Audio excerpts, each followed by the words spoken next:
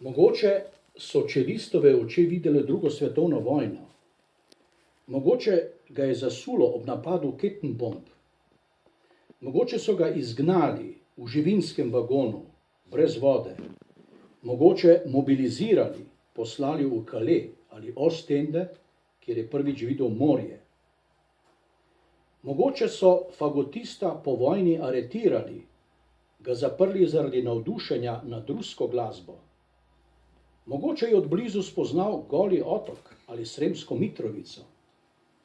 Mogoče ni zdržal, mogoče je ovajal in pretepal sojetnike, da zdaj po noči kriči in se zbuja ves prepoten.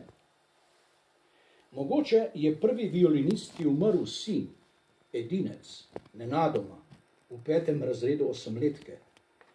Mogoče sta se kmalu potem z možem razšla in je taka, totalno na tleh, naenkrat odkrila Boga. Mogoče klarinetista skrbi rana na koncu jezika. Rana, ki se ne celi, ampak raste in večkrat krvavi. Mogoče se pozavnist spet duši kot riba na suhem. Mogoče se mu življenje spet kaže kot maškarada, ki jo je treba čim prej končati. Mogoče je flavtistka nora na kontrabasista. Mogoče je kontrabasist zavrača, ker ljubi harfistko z dolgimi tenkimi prsti. Mogoče ima timpanist rojstni dan in je židane volje.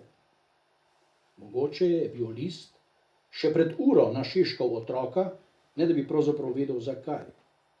Mogoče se je saksofonist še pred uro prepiral ženo zaradi finančnih zadev.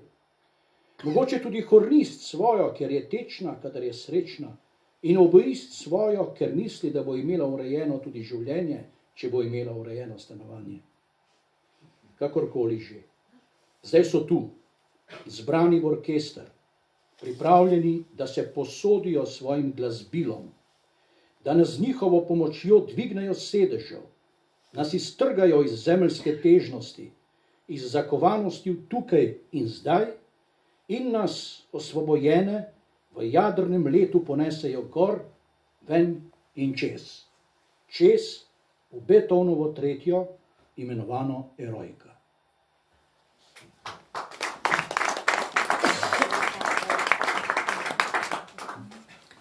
Andrzej Brevard, Preludium.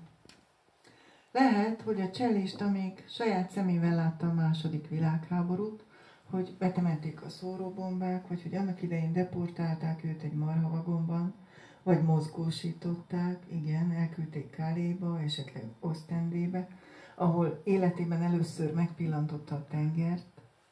Lehet, hogy a fagottost meg a háború után letartóztatták, bezárták, mert rajongott mondjuk az orosz zenéért, sőt az is lehet, hogy közelebbről megismerkedett Goliotokkal, netán Száva Demeterrel, talán nem is bírta az egészet, és besúgó lett belőle, vagy verte a raptársait, most meg kiabálni jelente, és verejtékezve felriad. Lehet, hogy az első hegedűsnek pedig meghalt az egyetlen fia, méghozzá hirtelen, valamikor úgy 5. koratáján, és nem sokkal ezután elvált a férjétől is, aztán ebben a teljes elesettségben hirtelen rátalált Istenre. Lehet, hogy a klarinétos mostanában szorong a nyelvehegyén támadt, nehezen gyógyuló seb miatt, amely gyakran vérezget és egyre csak nő. Lehet, hogy a harsonást állandó légszom gyötri, és csak vergődik, mint a partra vetett hal, felesleges cítja ezt az egész életet, és szeretne mihamarabb túl lenni rajta.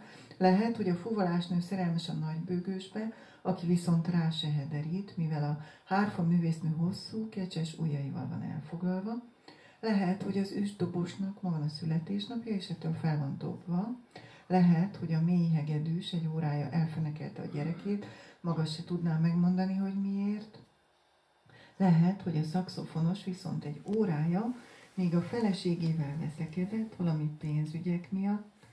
Lehet, hogy a kürtös is civakodott az övével, amiért olyan szórakozott, ha boldog. Lehet, hogy az oboás is ugyanezt tette, azt képzelvén, hogy ha a lakásban rend lesz, akkor az élet is rendeződik.